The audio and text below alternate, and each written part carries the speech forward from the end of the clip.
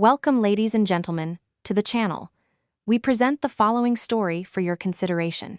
My mother-in-law handed out the deeds to 3 luxury condos to her 3 daughters-in-law. I was the only one left out. I received nothing. I didn't argue. I just silently canceled the $3 million cancer treatment in Germany that I had arranged for her. When she found out and asked what was wrong, I smiled and said something that made the whole family turn pale. It was a beautiful, sunny day. Golden rays of sunlight poured like honey onto the garden of the enormous Hamptons estate, making the bouquets of Dutch orchids I had ordered from Amsterdam look even more dazzling. The clinking of glasses, loud conversations, and laughter of relatives mingled with melodious music, creating a picture of complete, perfect happiness. I stood aside at the bar, a glass of water in my hand, silently watching my mother-in-law. Teresa was radiant in a velvet gown embroidered with gold thread, sitting at the head of the table, accepting congratulations. Looking at her satisfied smile, I felt an inexpressible bitterness. After all, every expense for this lavish party, from the oysters on the table to the hired orchestra, was paid from my personal account. In my 5 years as the eldest daughter-in-law, I had never spared anything for my husband's family. When Teresa was diagnosed with stage 3 cancer, I was the one who ran to doctors, sold my inheritance, a condo my grandmother left me, and borrowed money from friends to send her to the best clinics abroad. I naively believed that sincerity and devotion would earn me love, or at least recognition. But today, at this very moment, I realized with horror how wrong I had been, a mistake for which I had paid with my youth and my money. A sudden screech from the microphone drew everyone's attention. Teresa stood up, her face glowing with joy, and announced the most important part of the evening, the presentation of gifts to her children. She beckoned the 3 wives of her younger sons to the stage. The wives of Andrew, Ian, and Owen, in sparkling evening gowns, their smiles blooming like roses, joined her. Teresa slowly opened a tray covered in red velvet. Inside lay 3 folders with documents for condominiums. Their red color painfully seared my eyes. She announced loudly, "Today, on this joyous occasion, I have some modest gifts for you, my children. These are 3 condos in a luxury complex in downtown Manhattan, each worth $2 million. I am giving them to Andrew, Ian, and Owen and their wives, so they can have their own nests and live in comfort." Thunderous applause erupted, and enthusiastic exclamations praised the generosity of the golden mother-in-law.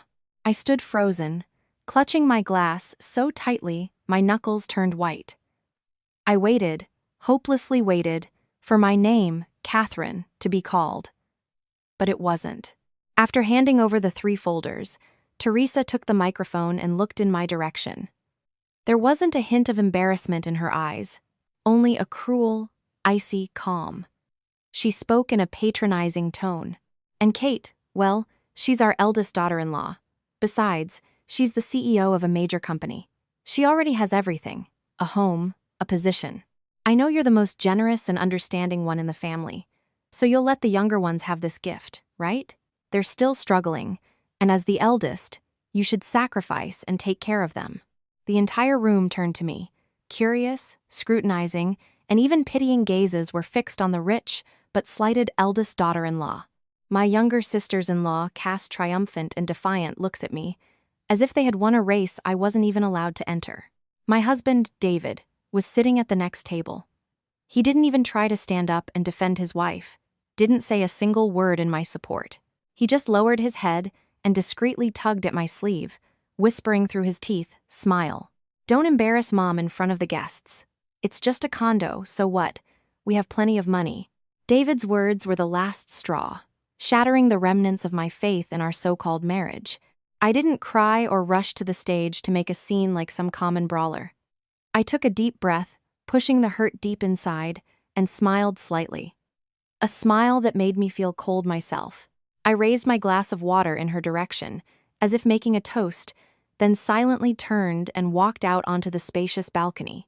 The breeze from the East River brought a damp chill, but couldn't extinguish the fire smoldering in my chest. I took out my phone. My hands were no longer shaking. They were surprisingly steady. I dialed an international number. A professional male voice in German answered quickly on the other end. I said coldly and distinctly, word for word.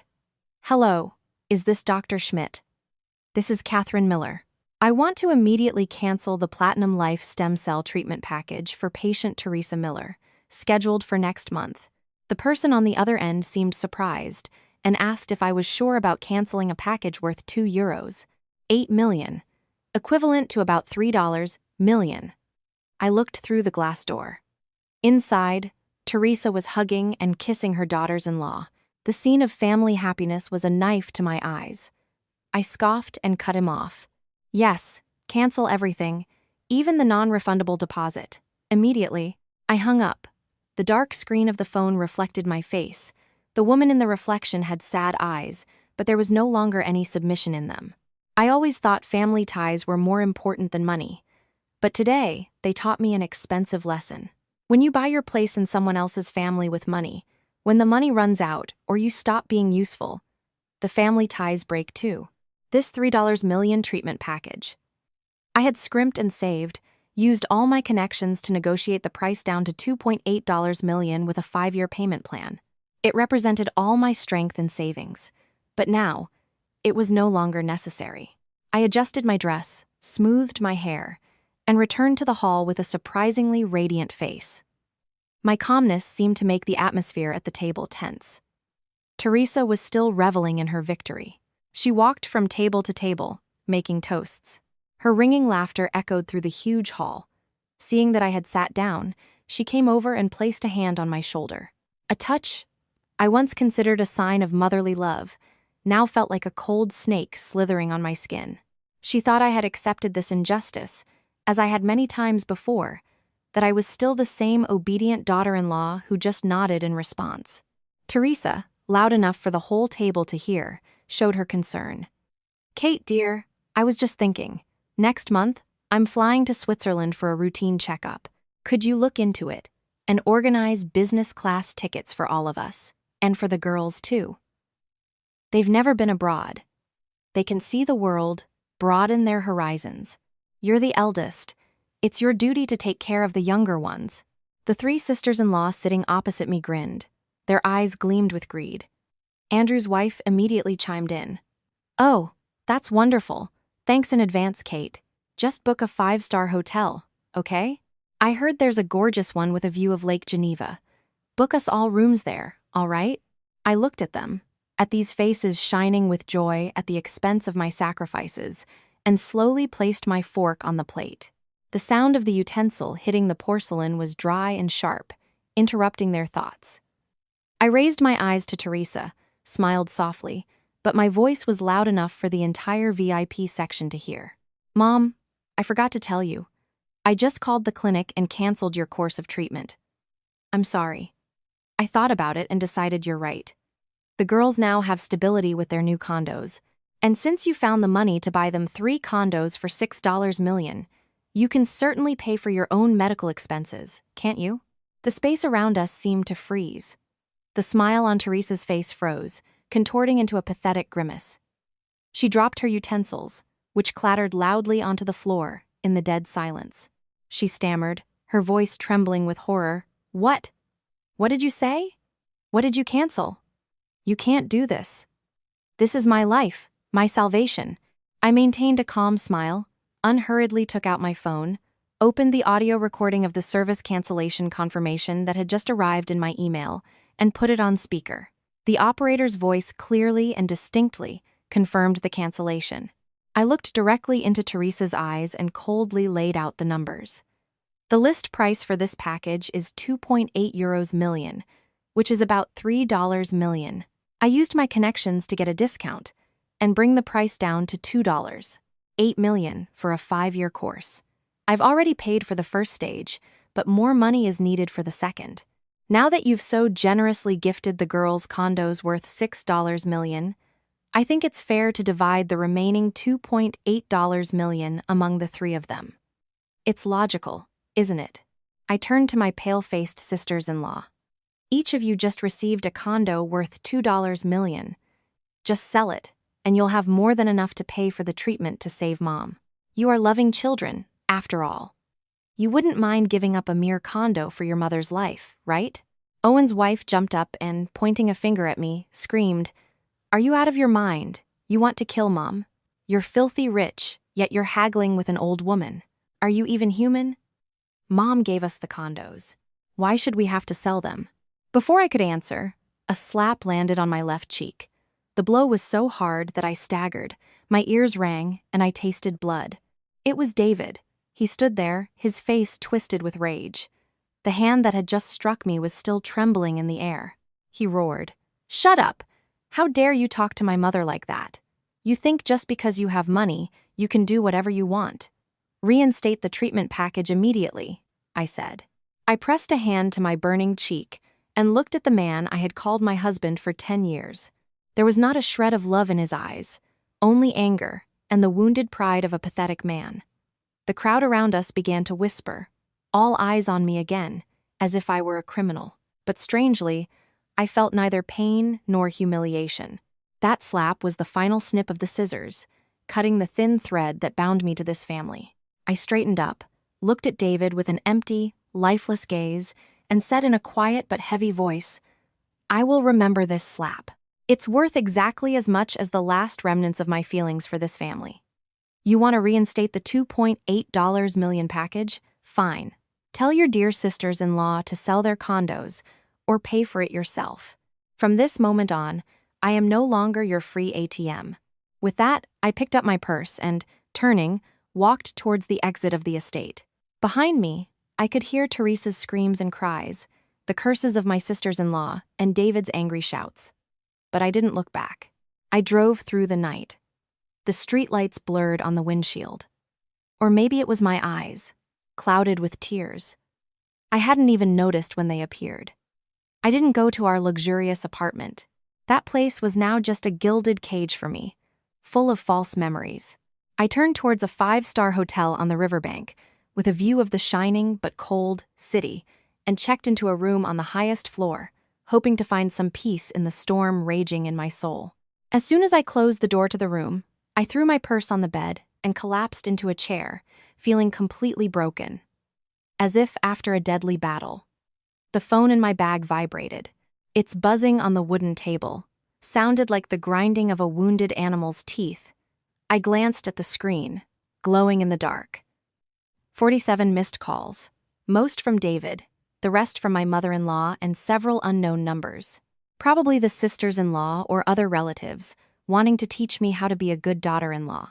I remembered how 5 years ago, Teresa, holding her cancer test results, was whiter than a sheet. She had clung to my hand like a drowning person to a life raft.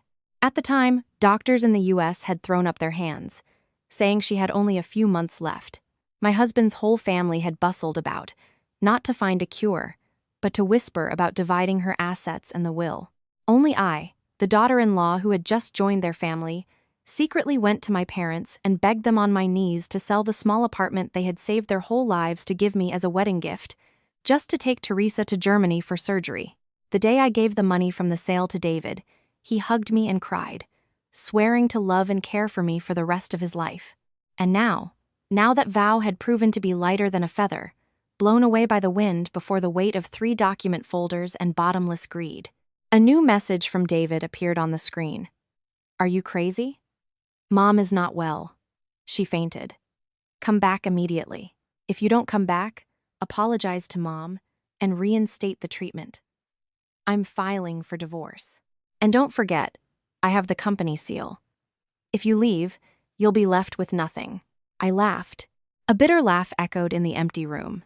So, in his eyes, I was just a fool who could be blackmailed with divorce and some company seal. But David had forgotten one thing. I was a woman who had navigated the business world for 10 years. The keys to this family's safe had never left my hands. I opened my laptop. The blue light of the screen illuminated my tired but determined face. I logged into the family's financial management system, where every single penny spent was recorded. My fingers flew across the keyboard.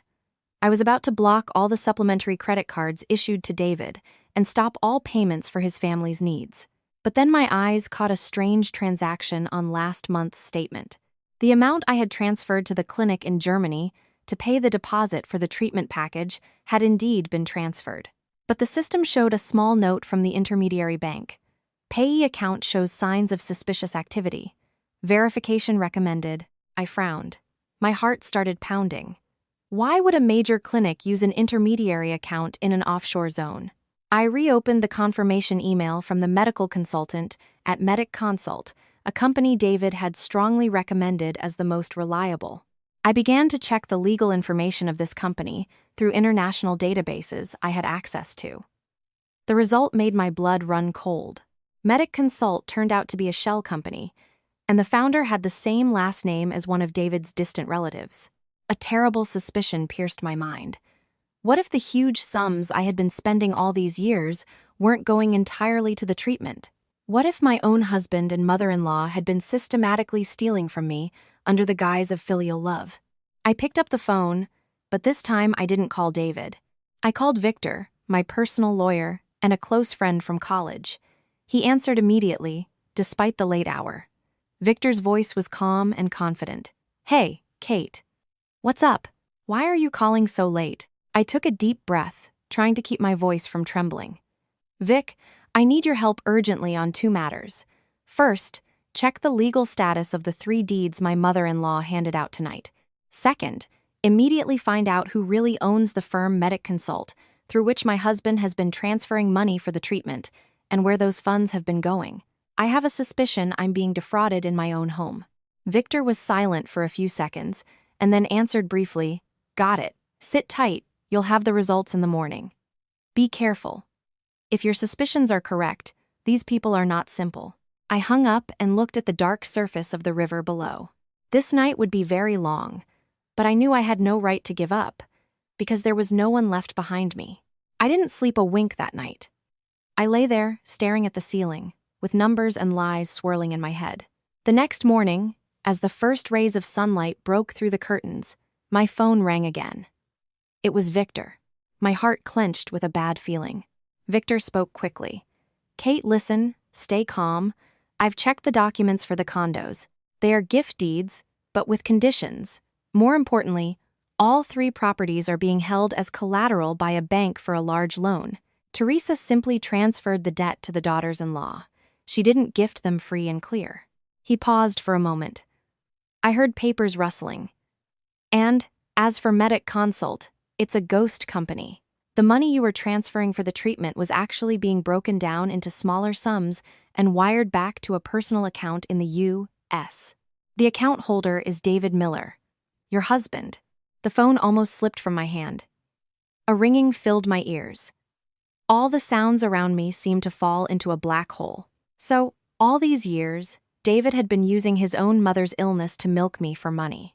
He played the part of a caring son and husband, but in reality, he was the director of this cruel financial scam. Tears streamed from my eyes, not of grief, but of disgust. Disgust for the man I called my husband. Disgust for this hypocritical family. I washed my face with cold water and carefully applied makeup to hide my swollen, dark-circled eyes from a sleepless night. I chose a white business suit, white the color of mourning for this marriage, but also the color of a new beginning. I left the hotel and drove straight to my husband's family's estate. When I arrived, the mansion was still littered with the remnants of yesterday's party confetti and withered flowers that no one had bothered to clean up. The atmosphere in the house was heavy and gloomy, like at a funeral. Walking into the living room, I saw the whole family gathered. Teresa was lying on the sofa with a white towel on her forehead, groaning as if at death's door. David sat beside her, massaging her feet. The 3 sisters-in-law and their husbands sat around with disgruntled and anxious faces. At my appearance, they all turned. There was no remorse in their eyes, only reproach and hostility. David jumped up and lunged at me, raising his hand as if to grab me by the collar, but froze when he met my cold, blade-like gaze. He growled, "You still have the nerve to show your face here. Mom has been unconscious since last night. You know that. You want to kill her to get out of your obligations?" I pushed his hand away and brushed my shoulder with disgust. I walked to the center of the living room and surveyed the familiar faces that had become so alien. I smiled, but a chill emanated from that smile. "I didn't come here to apologize or listen to your lectures." David was about to start shouting again, but I stopped him with a gesture. I slowly opened my handbag, took out a tablet, and connected it to the large television screen.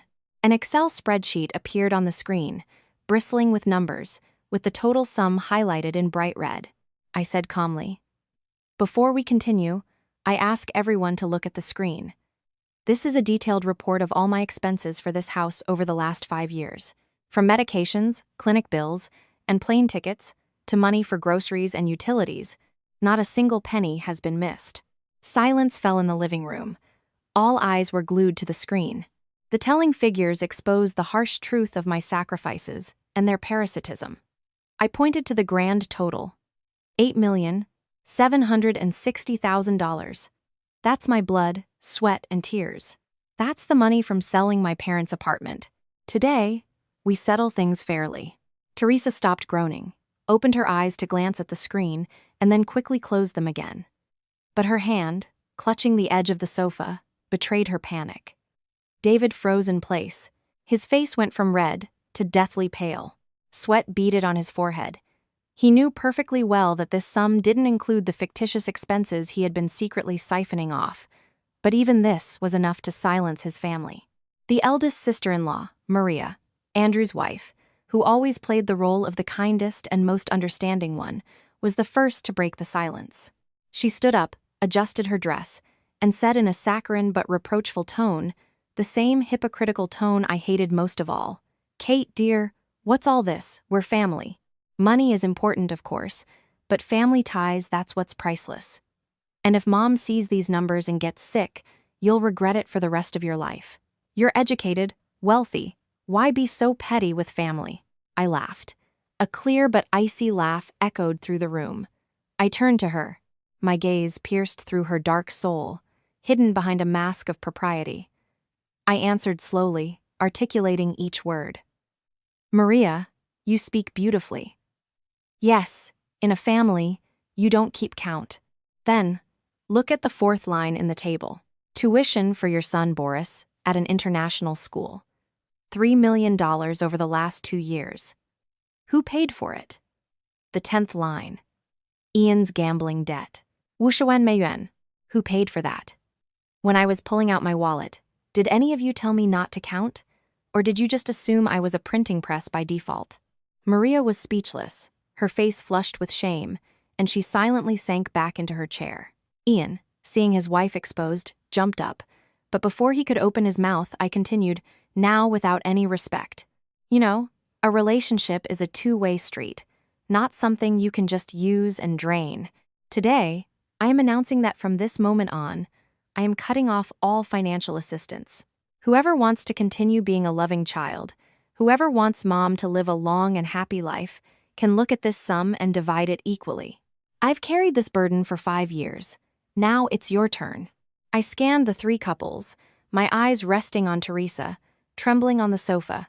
I continued, "Soon, Mom will need a new course of treatment, plus living expenses, medicine. By my calculations, that's about $100,000 a month. There are 4 sons in the family. We divide it equally. That's $250,000 from each family. Either you pay me back the $8 plus million, and I'll continue to take care of Mom. You choose." Dead silence fell again. $250,000 a month was a considerable sum for Andrew's family, a mid-level government employee, or for Ian, with his unstable earnings. They exchanged glances, looking for a way out. Their filial love, which they boasted about on social media, suddenly depreciated when converted into dollars.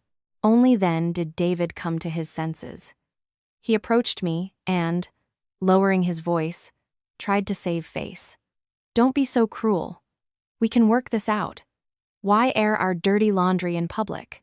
You know it's hard for them." "Hard?" I interrupted him with sarcasm. "Hard, but they all have houses and cars. Hard, but yesterday, Mom gave each of them a $2 million condo. David, stop playing the part of the spineless husband. You know very well my money doesn't grow on trees. Either you all pay, or I walk. Choose, your mother and brothers, or justice." My words, like a bucket of cold water, washed over those sitting there, stripping away their masks of hypocrisy. The mouths that usually uttered beautiful words now started mumbling pathetic excuses. The silence was quickly replaced by whispers, and then a noisy argument like at a marketplace. Andrew, the eldest brother, coughed loudly to regain his authority, but there was none of the usual confidence in his voice. He fiddled with a cup, not daring to look at me. "Catherine, this isn't right. Maria and I are public servants. Our salaries are peanuts. We can barely support our 2 kids. Where are we going to get $250,000 a month? You have more resources. You should bear the main burden. Why are you comparing?" I gave a wry smile. "Andrew, your salary might be low, but your under-the-table income is high. Everyone knows it. Besides, you just received a $2 million condo from Mom. No cash? Sell the condo. $20 million in a bank account will generate enough interest to cover your mother's expenses with plenty to spare." Hearing the word sell, Ian's wife, Sarah, jumped up as if she'd been stung. She was the greediest and the best at sucking up to Teresa. She shrieked, "Kate, don't you dare incite this. The condo was a gift from Mom. It's for the children, for the grandchildren. How can you sell it? Besides, we just took out a loan for a new Mercedes. We're paying insane interest every month. Where are we supposed to get more money? You're so rich. Millions are like pocket change to you.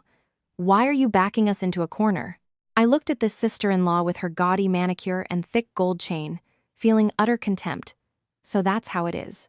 You have money for expensive cars, for designer brands, but no money for your mother's treatment. You value a condo and a car more than your own mother's life, and yet you constantly talk about filial love and devotion. Owen, the quietest of the brothers, also mumbled something that disappointed me even more. "Kate, maybe you can pay for now, and we'll pay you back later, when the land we own in the countryside goes up in value." I looked at them, at these familiar but now alien and terrifying faces. They shifted responsibility, complained about poverty, but held on to their assets with a death grip. They were willing to let me, the daughter-in-law, bear the entire burden while they enjoyed life, playing the role of good children. The true nature of a person is revealed in the cruelest way when it comes to money. I turned to Teresa, who was still lying on the sofa, but I knew she could hear everything. I raised my voice. "Mom, do you see? These are your loving children to whom you just distributed your assets. They have $20 million condos. They have cars, but no one wants to spend a single penny to save you. Only this fool has been breaking her back for the last 5 years, selling her own property to take care of you. But today, this fool has seen the light." David stood with his head down, clenching his fists. He didn't dare defend me and didn't dare pressure his brothers. His weakness disgusted me even more. I knew he was also calculating his options, how to keep both my money and his mother's trust, but he didn't know that I already held the trump cards against his entire family. I closed the laptop, stood up, and straightened my suit. My voice became icy. "I'm giving you time to think. 3 days. If you don't find a solution to repay the $8 million and cover the upcoming treatment, I will have my own way, and I'm sure none of you will like it. Then don't blame me for being cruel." I had barely crossed the threshold of the living room when Teresa's shrill scream tore through the tense silence. She, who had just been lying flat, pretending to be dying, jumped up with surprising agility. She lunged at me, her bony but strong hand pointing at my face. Her eyes were bloodshot with rage. Apparently, when it came to her wallet, even her illness receded before the survival instincts of a greedy person. "Kate, stop! Where do you think you're going? You think you can just throw out a few threats and leave?" Teresa shrieked. There was no trace in her voice of the kind mother I once respected. "You are the eldest daughter-in-law. You eat the bread of this house. You must take responsibility for this family. I'm telling you, if you don't take back your words today, if you don't reinstate the treatment, I will make David divorce you immediately. Don't think your money makes you all-powerful. A woman abandoned by her husband is just trash. Got it?" I stopped and slowly turned around. The threat of divorce was uttered so easily, as if it were the sharpest sword that, in her opinion, could make me fall to my knees and beg for mercy. She still thought I was the Kate from 10 years ago, head over heels in love with David, and ready to do anything just to gain his family's approval. I looked at David, hoping to see some resistance or defense. But no. He stood with his head bowed in humiliating silence. His silence was the cruelest form of complicity, a confirmation that in this battle, he had chosen his mother's side to protect their phantom wealth, over the wife who had walked through fire and water with him. I laughed, a light but contemptuous laugh. I slowly opened my designer handbag, which my sisters-in-law always eyed with envy. From a hidden pocket, I took out a thin folder of documents. I walked over to the coffee table, where Teresa was standing, and gently placed the folder on it. "Mom, you don't need to pressure me, and you don't need to threaten me with divorce," I said, surprisingly calm, unlike the storm raging inside me. "I've already prepared everything. The divorce petition. I've already signed it. David, all you have to do is add your signature. We'll divide the marital assets 50/50. According to the law, each pays their own debts. I won't take a single penny from this house, but I also won't let anyone take a single dollar earned with my blood, sweat, and tears." It was as if the air had been sucked out of the living room. Teresa froze. Her eyes bulged at the sight of the document on the table. She hadn't expected her final trump card to be countered so decisively. David stared at my signature. His face became bloodless. It seemed that only at that moment did he realize I wasn't joking, that my patience had run out. "Kate, are you serious?" he stammered. "Over some money, you're ready to destroy our family? Some money?" I repeated in a choked but firm voice. "To you, it's some money, but to me, it's sweat, tears, and my parents' apartment. You ask if I'm ready? Ask yourself and your mother, who is really destroying this family because of bottomless greed." I looked directly into Teresa's eyes, who was trembling, unable to utter a word from shock. "Mom, I'm giving your son his freedom. Take him. Let him fulfill his filial duty, and I, with your permission, will become a stranger. From now on, we each go our own way." With that, I quickly turned and left. This time, no one dared to stop me or throw another threat. I drove away from the exclusive gated community, but didn't return to the apartment I shared with David. It now smelled of betrayal. I rented a small serviced apartment downtown with a large window overlooking the city. At night, the city lit up with millions of lights, but to me, they were dim and broken, just like my faith. I sat, hugging my knees in a chair with a glass of red wine in my hand. I remembered when I first joined this family, Teresa took my hand and said she considered me her own daughter. It turned out that her own daughter, in her understanding, was someone who was obligated to turn herself inside out to feed this entire parasitic hive. The phone vibrated. "It was Victor," I answered. His voice was worried and serious. "Kate, I've sent you a detailed report by email, but I have to tell you this immediately. The results of the check on Teresa's assets are far worse than you imagined." I put down the glass. "Tell me, Vic, what else was she hiding? Besides those 3 condos she made a show of gifting, Teresa has 2 other very large properties registered in her name. First, the estate they live in. Market value is around $100 million. Second, and this is the most shocking part, a commercial property on the ground floor of one of the busiest shopping districts in Manhattan, worth at least $70 million, which is currently being leased out for $50,000 a month." I was stunned. $70 million for a commercial space. $100 million for the estate. The total value of her assets was in the hundreds of millions of dollars, not to mention the stable monthly rental income. And for all these 5 years, she had played the part of a poor, sick old woman with no pension, living on handouts from her children. She had calmly watched as I sold my parents' apartment, as I ran around to friends borrowing money, as I wore old clothes to save every penny for her treatment. Hot, bitter tears streamed from my eyes. It turned out my devotion was just a joke in their eyes. They saw me as a stupid cash cow, to be milked dry, and then sent to slaughter when she became useless. Teresa wasn't poor. She was just extremely stingy and selfish. Why was she holding onto this huge fortune? To take it to her grave, or to divide it among her beloved sons? And for an outsider daughter-in-law like me, the only role reserved was, "Kate, can you hear me?" Victor's concerned voice came through the phone. "I hear you," my voice broke. "Vic, you know, 5 years ago, when I was selling my parents' apartment, she held my hand and cried, saying she owed me her life. It turns out she owed me nothing. She was just laughing at my stupidity. "What are you going to do now?" Victor asked. I wiped my tears. My gaze turned to steel. What am I going to do? She had the money, but she hid it and put on a show to drain me. This is no longer a family matter, Vic. This is fraud on a massive scale. Prepare the documents. I'm not letting this go. She wanted to save her fortune for her children. Fine. I'll make her spit out every last penny. That night dragged on for an eternity. I had just dozed off when the phone rang again. Dad appeared on the screen. My nose stung. I hadn't dared to call home often for so long. I was afraid my parents would see how thin I had become from all the worries. I took a deep breath, trying to make my voice sound normal. "Hello, Dad, I'm listening." "Katie girl," my father's voice was warm, but there was a heavy anxiety in it. Are you okay? Your mother-in-law just called. She was sobbing, saying you're ungrateful, that you're watching her die and not helping, and you want a divorce. You made a scene. She said we raised you poorly, that we let you leech off them." A pang shot through my chest, as if someone had squeezed my heart. Teresa was a true master of intrigue.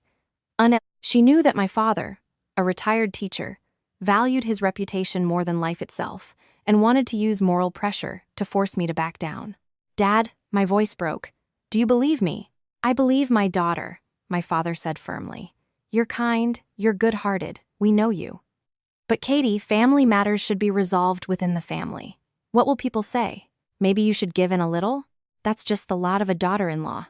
I knew my father loved me, but this philosophy of not airing dirty laundry in public was deeply ingrained in his generation's mindset.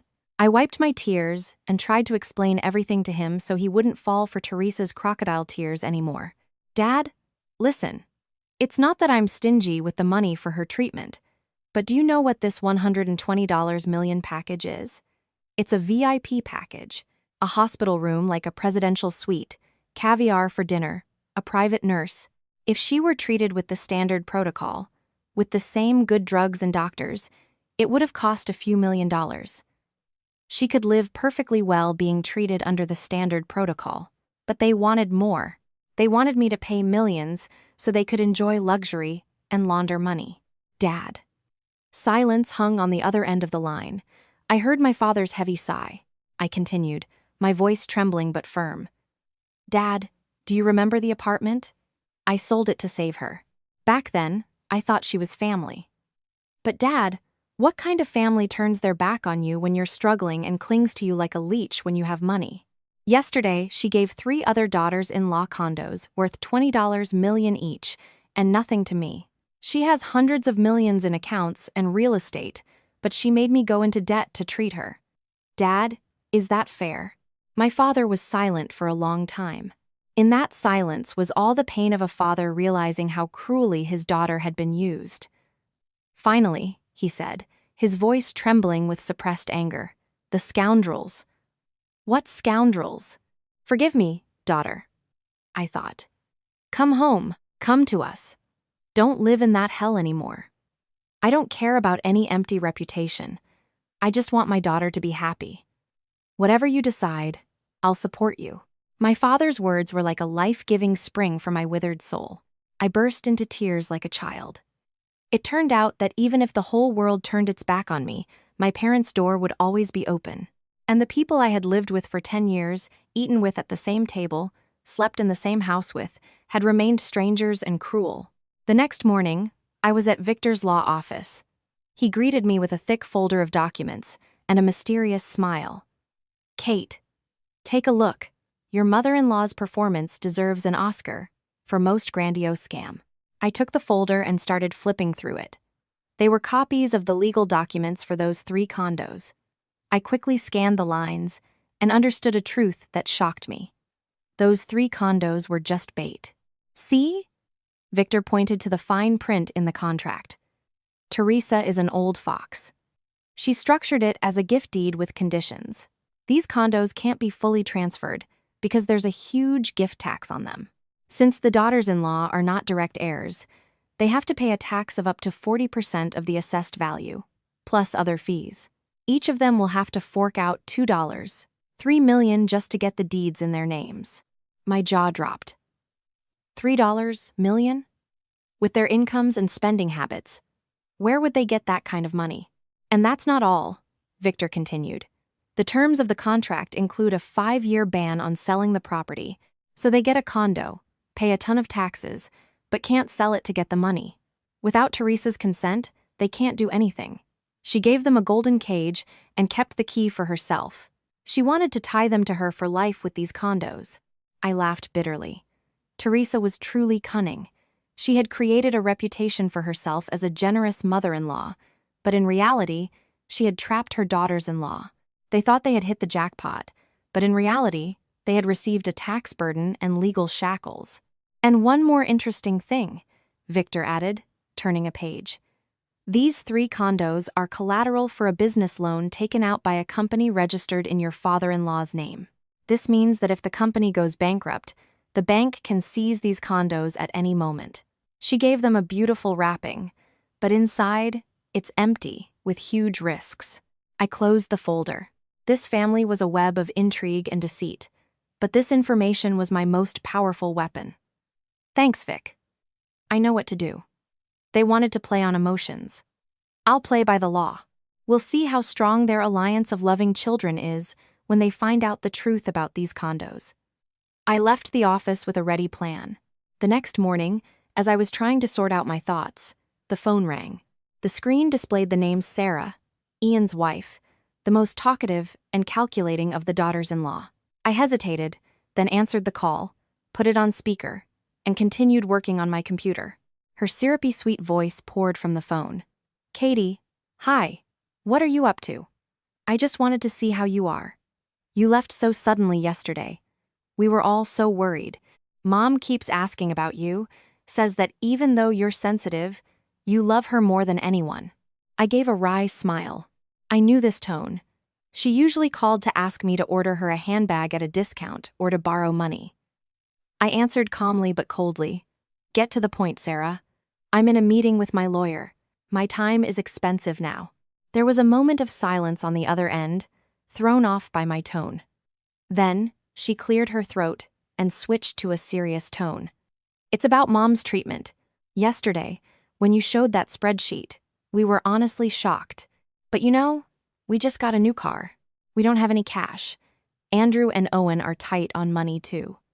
She paused, waiting for my reaction. Seeing that I was silent, she continued, haggling like at a market. Let's make a deal, Kate. We've talked it over. Each family will chip in $200,000. That's $600,000 in total. We'll give it to you for Mom's medicine and the rest. You're the eldest. You have more resources. Pay for us and consider it a good deed. I laughed out loud. $600,000 for a treatment costing $80 a million. They wanted to toss me this $600,000 like a handout to a beggar and make me pay the remaining $79 plus million. Human audacity knows no bounds. I picked up the phone and articulated, Sarah, do you take me for a fool, or do you think you're too clever? Your $600,000 is a huge sum, yes. It won't even cover the cost of your new handbag. You say you have no cash? What about the $20 million condo Mom gave you? Sell it. What are you talking about? Her voice became sharp. I told you, it's a gift. How can I sell it? And don't pressure us. You're rich. What's a little money to you for your mother-in-law? I don't mind spending for a mother. I do mind that I've been nurturing a viper in my bosom, I interrupted her. By the way, here's some advice. Did you know that Mom has a commercial property downtown worth about $70 million? Why don't you ask her to sell it and split the money? Why spend your own and suffer? Silence fell on the other end of the line. I could imagine her stunned face, and her eyes lighting up with greed. The information about the secret property would surely be a bombshell thrown into a crowd of greedy relatives. Are you serious? Mom has a commercial property, she stammered. Serious or not, ask your husband or ask Mom directly. That's it, I'm busy. I need to earn money, not chat. That evening, it started to rain. I had just entered the lobby of the apartment hotel when I saw David waiting for me. He was wearing a wrinkled shirt and holding a bag with a box of my favorite chocolates. Looking at his pathetic appearance, I felt a twinge of pity, but my reason quickly suppressed it. Seeing me, David ran up with a forced smile. "Kate, you're back? I was waiting for you. I bought your favorite chocolates. Let's go upstairs and talk. I don't want to argue here." I looked at the box. In the past, whenever I was upset, he would always use this trick to make up. He thought I was still the same simple girl who could be placated with sweets and a few kind words. But he was wrong. The aroma of the finest chocolates couldn't cover the stench of betrayal. We went up to the room. I didn't even offer him water, just sat in a chair and stared at him. David awkwardly placed the box on the table and began, "Kate, Mom got carried away yesterday. She asked me to talk to you. She's willing to make a concession." "A concession?" I raised an eyebrow. "Will she give me my money back?" "Not exactly." David swallowed, trying to find the right words. "Mom said she knows how hurt you are, and she's decided to give you a share in that commercial property you mentioned. She'll transfer a part of it to you." I chuckled to myself. So, Sarah had quickly passed on the information. Teresa, scared of being exposed, had decided to throw me a bone to shut me up. "What part?" I asked coldly. Mom said. "1/3, David said, not daring to look at me. "You'll own 1/3 of the property. That's about $25 million. In return, you'll continue to pay for her treatment and living expenses, as before. Consider it compensation." "1/3, I repeated, feeling how ridiculous it was. "And whose are the other 2/3? David was silent for a long time, fidgeting with the hem of his shirt like a misbehaving child, and then answered quietly, "Ian's and Owen's. Mom said that such a large asset shouldn't leave the family. You'll be a co-owner with them, and then, when you sell, you'll split it according to your shares." Rage exploded within me. Leave the family. So, after 10 years of marriage, after all my sacrifices, I was still an outsider to them. They were afraid I would seize their property, so they had assigned 2 sons to me as watchdogs. They wanted to tie me to them with this 1/3 share so I would continue to be their slave, earning them money. I jumped up and threw the box of chocolates into the trash can. "Take your pathetic offer and give it to your mother," I pointed to the door. My voice trembled with anger. "I am not a beggar to accept handouts. I am your wife, but in your family's eyes, I'm worse than a stranger. Get out before I call security. I don't need your chocolates, nor the status of a daughter-in-law in your house." After kicking David out, I was alone. I had to show them that the Kate of today was not a lamb to be slaughtered at any moment. I picked up my phone and went into the family group chat, ironically named Beloved Family. I took a deep breath and typed a long message, every word weighed like an illegal document. "Dear parents and family, I want to clarify my position one last time. I do not accept any shady property deals. My demands are simple and fair. First, return the $8,760,000 I have spent over the last 5 years. This is the principal amount, not including interest. Second, I demand a divorce and a transparent division of marital assets according to the law." I paused, remembering my father-in-law, Paul, who always carried himself with great dignity and feared scandals and attention to the origin of his assets.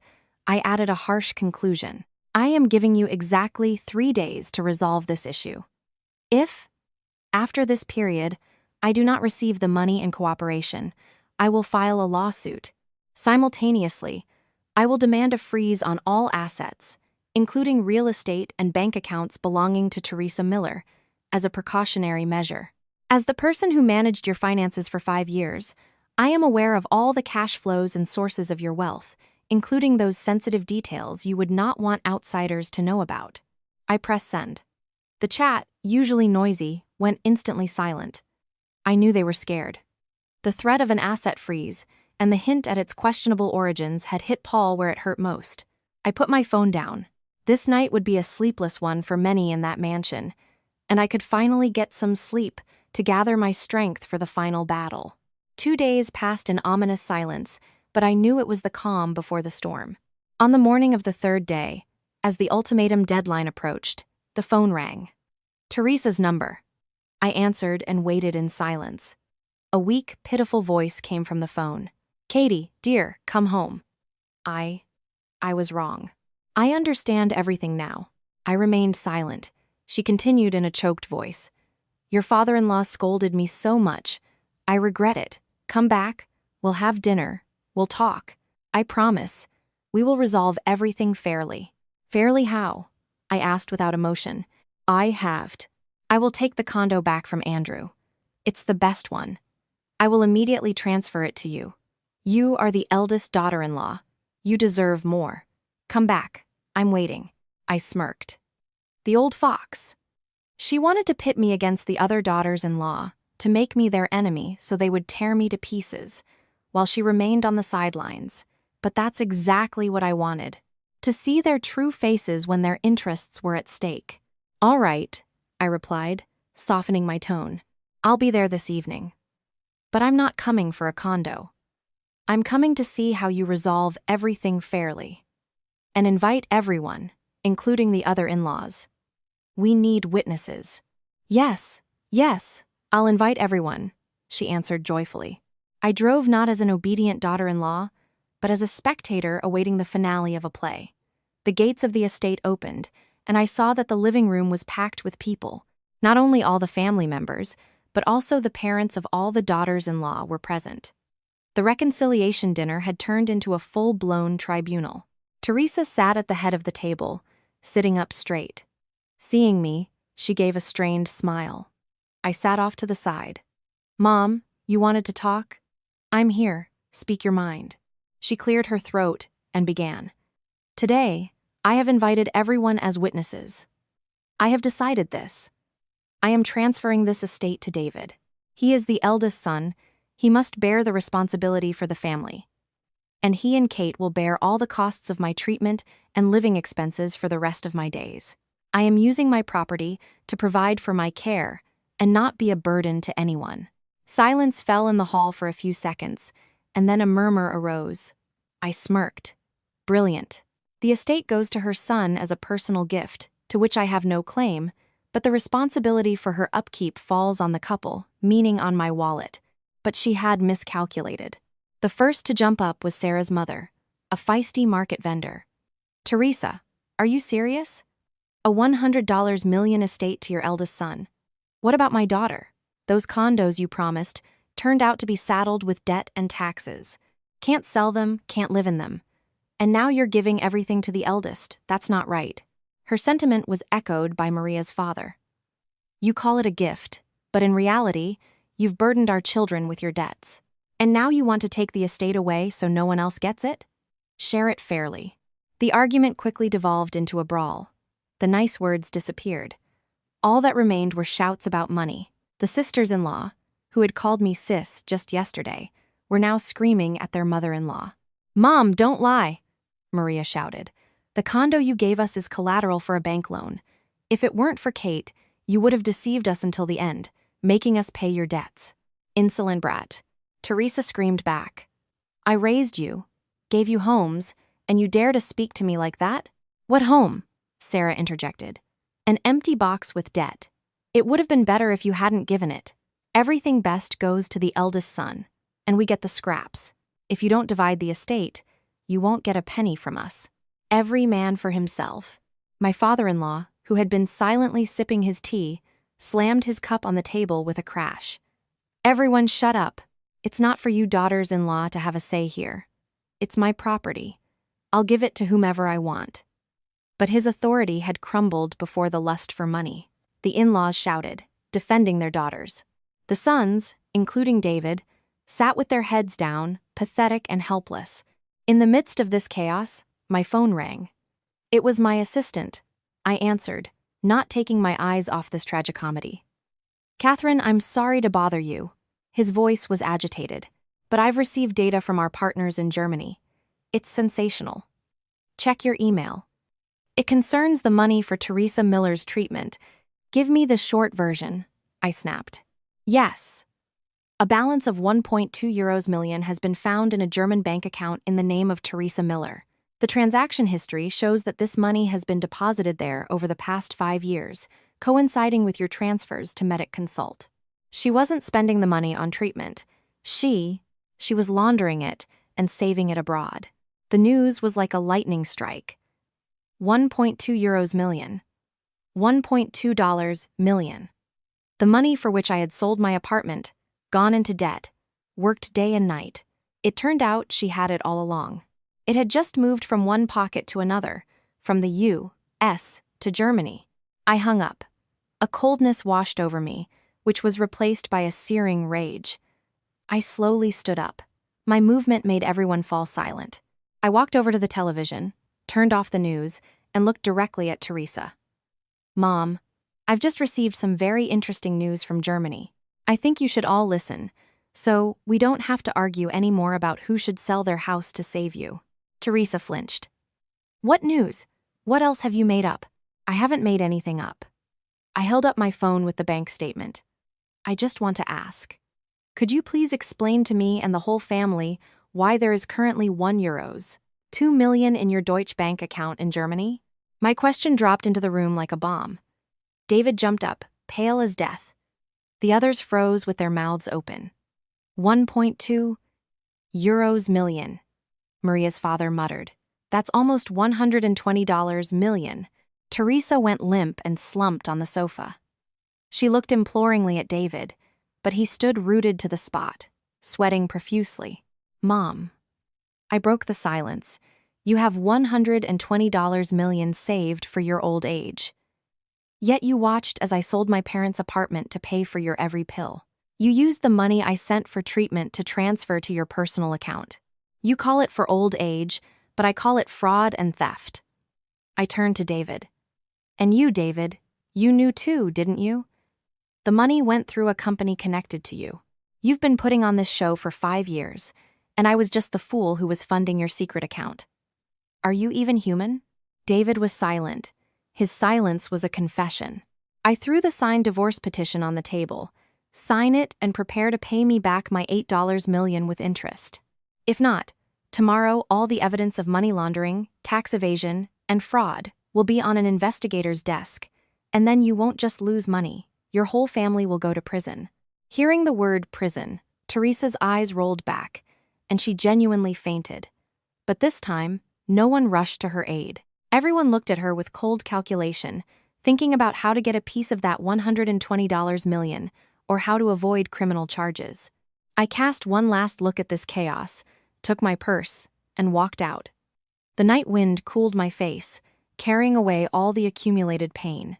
I knew there was still a legal battle ahead, but I was no longer afraid. I had seen their true faces, and more importantly, I had found myself. The court proceedings were swift. David signed all the papers without a word. He looked broken. The family fell apart. Teresa, after a real stroke caused by the stress, was left paralyzed. None of the daughters-in-law who used to fuss over her so much came to visit. The full burden of caring for his sick mother and a father who went bankrupt fell on David's shoulders. He had to move to an old country house and care for them himself. An acquaintance once told me she saw him pushing his mother's wheelchair. He looked aged and exhausted. Teresa sat in the chair, staring blankly into space. Perhaps she was remembering her days in the 5-star clinic, but it was too late. That fall, I opened my own consulting firm. At the opening ceremony, I gave a speech. I talked about how a woman should never lose herself, that she must be financially independent and have a sense of self-worth. When you stand firmly on your own 2 feet, you choose your own happiness instead of waiting for handouts from others. After the ceremony, a man approached me. It was Leo, a college classmate and my first secret crush. It turned out he had recently returned to the U.S. and was representing a fund that had become a partner of my company. We stood on the balcony, drinking wine and talking. He was divorced. He didn't pity me. He admired my strength. "You know," he said with a smile, "you're free now, and so am I. Maybe this is a chance to start over?" One evening, I was sitting on the balcony of my new apartment, which I had bought with the returned money and profits from my business. A message came to my phone from an unknown number. It was an old photo of David and me on our wedding day, with a text. Kate, today is the anniversary of Dad's death. Mom talks about you all the time. If there's even a drop of old feelings left, maybe you could come visit? We are so sorry. I read the message without any emotion. Their remorse, whether sincere or not, no longer mattered to me. I silently blocked the number forever. The past was dead. I had given them 5 years of my life. That was more than enough. Silence and oblivion are the most civilized and cruelest forms of revenge. My life was now filled with purpose, work, visits with my parents, dinners with Leo. I didn't know what the future held, but I knew one thing for sure. I would never again let myself fall into the trap of dependency. After the storm, the sky had cleared, and I, a woman who had walked through the ruins, had finally found true peace in my soul. A peace that was paid for with tears and pain, but was worth it. Thank you for your attention. Subscribe to the channel, and see you next time.